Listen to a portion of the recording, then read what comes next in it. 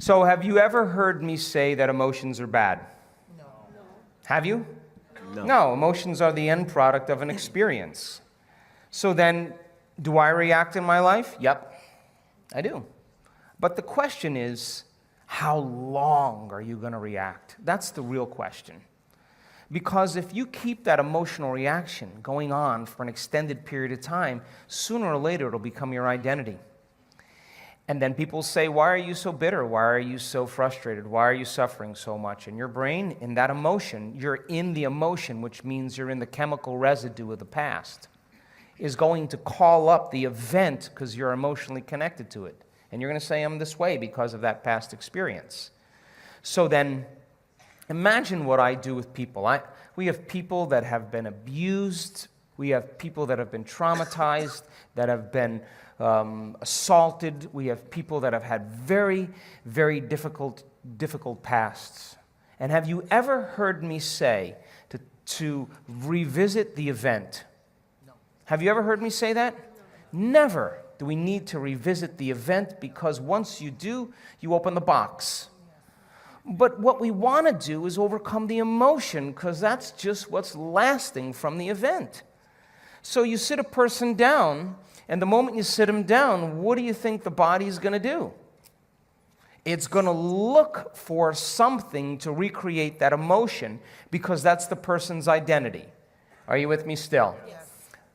So if I if I inspire the person to sit there, and they're sitting there, and all of a sudden they're noticing that they're hot, and they're irritated, and their stomach is twisting, and all of a sudden it's a group of sensations, a group of feelings that they have called all along frustration.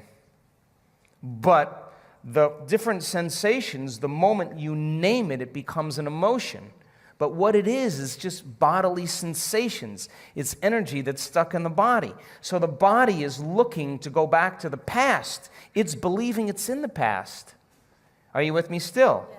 So if the person becomes aware that their body is doing that, and like training an animal, allow the body to feel that emotion and then settle it down into the present moment.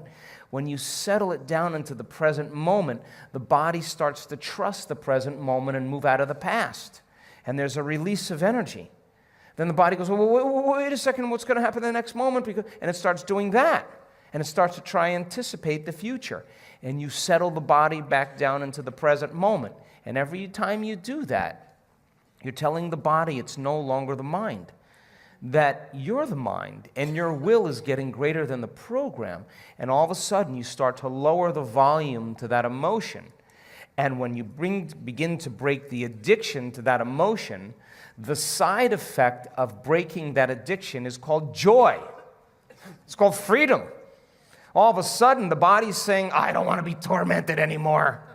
Now, does that mean you shouldn't grieve over things that you lose? Grieving is a biological process. It's neural pruning. It's a death of circuitry. It's a death of emotions. It's the absence, a void of something in your life. And that's important, but in grief, sooner or later, you got to come to a greater understanding about death, a greater understanding about loss, a greater understanding so that you can adapt to those conditions.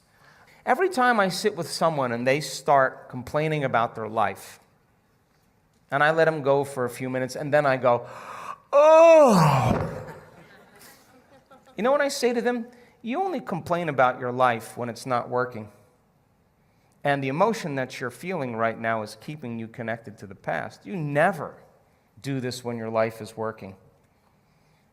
And so I don't have a problem with moving through the stages of emotions. But I also know that what a person really wants more than anything else is to be free.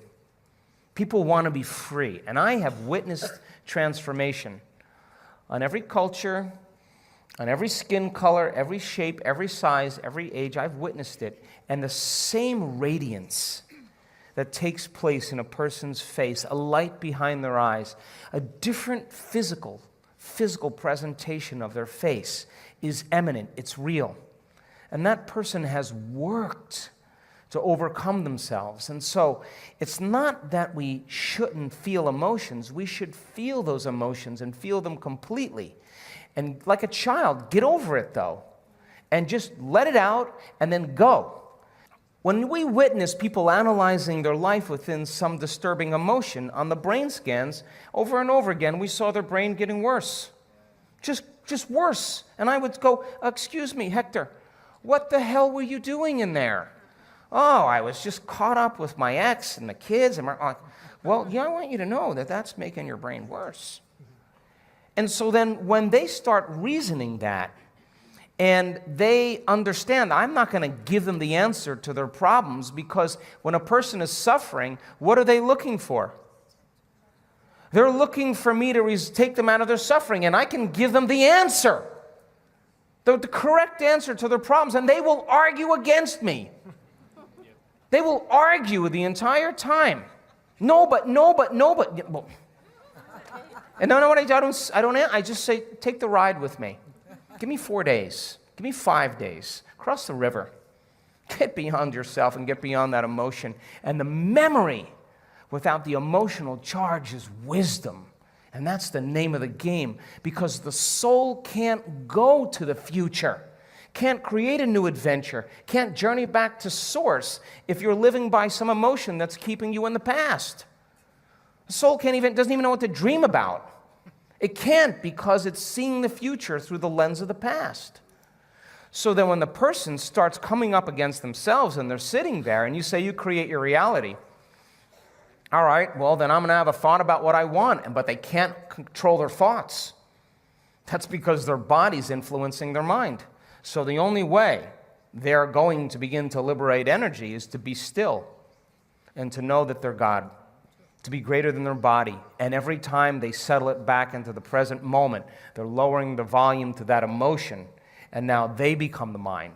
And the body is no longer the mind. And when the body is finally free, they'll see possibilities they never saw before. I've seen it too many times. And all of a sudden, all that person wants to do is be in the present moment and become more happy. They want more of that. But living in guilt or grief or shame or unworthiness, I had someone tell me they lost a loved one the other day. And I said, well, okay. How long have you been grieving? Oh, about a year. Oh, really? Okay, well, suppose it was you that left and you were looking at the person you loved moping around for a year. What would you say to them after a year if you truly loved them? Get over it and have a happy life. I'm doing great. You should make yourself happy. You really love me? Live a happy life. That would be the greatest testament of love for each other. Because if you're suffering, then you're making this hard on me. And so then we always have to update our versions about reality, because it's the only way that we adapt. Don't believe everything you've read or heard. It just may not be the truth. There's always a greater truth that you and I can begin to investigate.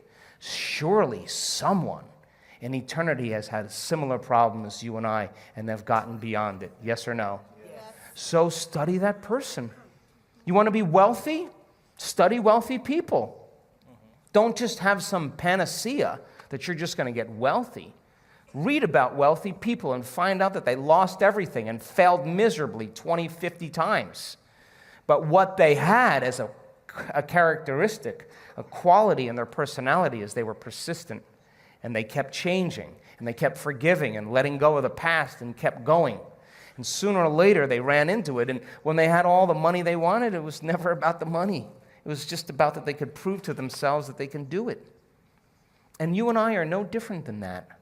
But if you can't create a future because of some emotion that keeps you in the past, you're going to have to square off with that emotion. And when you sit down and your body has all those physical sensations and it's getting vigilant and it wants to get up and it wants to move and you're just going, wow, and you're settling it down and you're working with it, you got to agree with me that something greater in you is climbing out of that body. Something greater in you is awakening.